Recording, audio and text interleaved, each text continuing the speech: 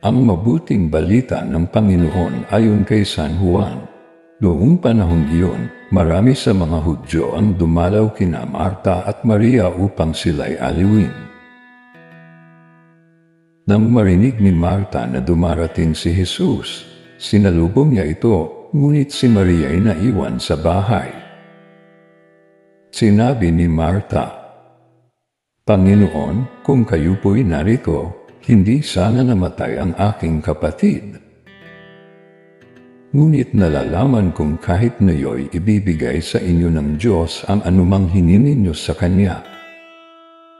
Muling mabubuhay ang iyong kapatid," wika ni Jesus. Sumagot si Marta, "Nalalaman ko kung siya'y mabubuhay uli sa huling araw sa muling pagkabuhay." Sinabi naman ni Jesus, "Ako ang muling pagkabuhay at ang buhay. Ang nananalig sa akin, kahit mamatay ay muling mabubuhay, at sinumang nabubuhay at nananalig sa akin, kahit mamatay ay mabubuhay kailanman." Pinaniniwalaan mo ba ito? "Opo, Panginoon," sagot niya. "Nananalig ako sa inyo. Kayo po ang anak ng Diyos, ang Mesiyas na inaasahang paparito sa sanlibutan." Ang mabuting balita ng Panginoon.